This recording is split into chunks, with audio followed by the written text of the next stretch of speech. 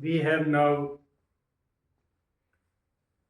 the third motor problem of height and distance.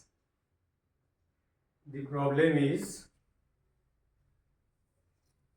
the angle of elevation of the top of a tower. हमने उस दिन आपको बताया था कि ऊपर से नीचे से एक एंगल बनेगा और एक नीचे से ऊपर देखते हैं तब एंगल बनेगा, तो वो आपको याद रखना पड़ेगा, elevation. So the angle of elevation of the top of a tower from a point on the ground which is 20 meter away from the foot of the tower is 30 degree. Find the height of the tower. यहाँ भी figure वैसा ही बनेगा. It's very simple. इधर is a tower. मान लीजिए कि ये भी हमारा एक टावर है. अब क्या कह रहा है?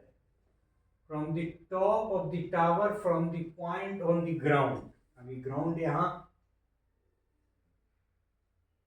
ये ग्राउंड का लेवल है. कह रहा है कि which is 30 metre away from the foot of the tower. अब टावर का फुट कहाँ है? इसका पैर यहाँ है. अब यहाँ से 30 मीटर की दूरी पर, ये क्या हो गया, 30 मीटर की दूरी पर एक एंगल बन रहा है. नाम दिया एंगल ऑफ एलिवेशन. तो ये 30 मीटर, इसको नाम दे दें सी. ये हो गया 30 डिग्री. तो कह रहा है कि हाइट निकालिए टावर का. फिर उसी तरह हम एच मान ले.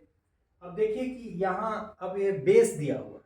यदि राइट एंगल ट्रायंगल ये है तो ये तो 90 डिग्री है, ये 30 डिग्री है एक्यूट एंगल, और ये निकालना है. मतलब हमको रिलेशनशिप किसका किसका चाहिए? परपेंडिकुलर का और नॉर्मल का. सॉरी, बेस का. नॉर्मल तो इसी को बोलते हैं. तो परपेंडिकुलर और नॉर्मल के टर्म में, सॉरी बेस के टर्म में हमारे पास कौन सा फॉर्मूला लगा सकते हैं? क्योंकि रेशियो जो है वो tan का रेशियो परपेंडिकुलर और बेस के टर्म में. कॉट का भी है, लेकिन जनरली हम लोग tan का फॉर्मूला लगाते हैं. कॉट का लगाएंगे तो फिर tan के फॉर्मूला में क्या होता है? Perpendicular by base. और कॉट के फॉर्मूला में क्या होता है? Base by perpendicular. इस दृष्टि से हम लोग को फॉर्मूला क्या लगाना पड़ेगा? tan 30 degree is equal to A B by B C. अब ये सारा वैल्यू हम भर दें तो tan 30 डिग्री का वैल्यू, पिछला सवाल जो हम लोगों का था वो tan 60 डिग्री था, और ये tan 30 डिग्री है. हमने आपको कहा कि इसका वैल्यू हमको कुछ दिन में याद हो जाएगा. मतलब हमसे अभिप्राय आपसे है.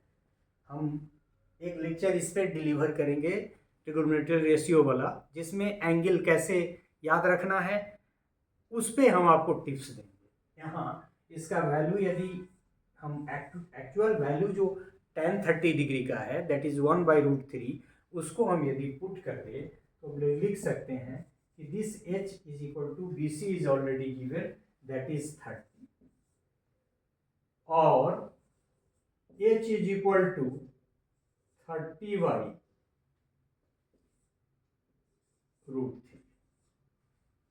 अब ये √3 हटाना पड़ेगा. तो हम लोग क्या कर सकते हैं √3 को हटाने के लिए? ये भी एक आपको क्लू लगाना पड़ेगा. मतलब हम लिख दें 10 इंटू 3 तो चलेगा, डिवाइडेड बाई √3. अब √3 को हम यदि 2 बार लिख दें तो 3 के बराबर हो जाएगा √3 इंटू √3, और तब हमारा आसान भी हो जाएगा. सो 10 इंटू √3 इंटू √3 डिवाइडेड बाई √3. तो एक √3 यहाँ से हट जाएगा, and the value will become that is 10√3. और चूंकि मीटर में दिया हुआ है तो यहाँ मीटर भी लगेगा. So the height of the tower is equal to how much? It is 10√3 metre. तो इस तरह से भी हम लोगों ने देखा कि हाइट एंड डिस्टेंस के प्रॉब्लम को ये तो वैसे भी बड़ा इजी है। हम लोग बहुत सारे डिफिकल्ट प्रॉब्लम को भी धीरे धीरे हम कई सारे मॉडल प्रॉब्लम को हम लोग सॉल्व करेंगे डिफरेंट तरह का सेलेक्ट करके। तो पहली बात हमने आपको ये बताई कि tan का फॉर्मूला लगेगा, साइन का लगेगा या कॉस का लगेगा, ये डिसाइड इस बात पे करता है, करना पड़ेगा, ध्यान देना पड़ेगा कि हमको दिया हुआ क्या है। हमने ये भी कहा कि यहाँ परपेंडिकुलर और बेस के टर्म में हमको निकालना है। क्योंकि परपेंडिकुलर का जो वैल्यू है हमको निकालना है, बेस हमको दिया हुआ है। तो हमारे पास क्या ऑप्शन बचता है? ऑप्शन बचता है tan का। जनरली हम लोग tan में ही निकालते हैं, लेकिन हमारे पास दूसरा ऑप्शन भी है कि cot।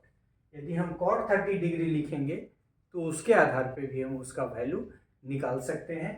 और आप ये भी जानते हैं कि tan और cot का क्या रिलेशन है, साइन cos का क्या रिलेशन है।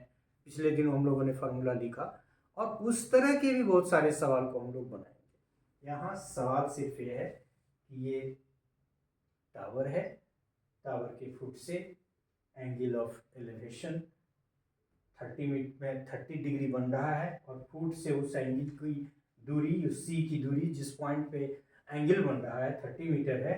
तो हमको ध्यान सिर्फ ये देना है कि tan वाला फॉर्मूला लगेगा, क्योंकि हमको रिलेशनशिप या रेशियो जो निकालना है वो किसके रेस्पेक्ट में निकालना है? परपेंडिकुलर और बेस के टर्म में। So this is the only important point, otherwise तो फिगर वगैरह आपका बन ही जाएगा। So this is all about this problem. Thank you.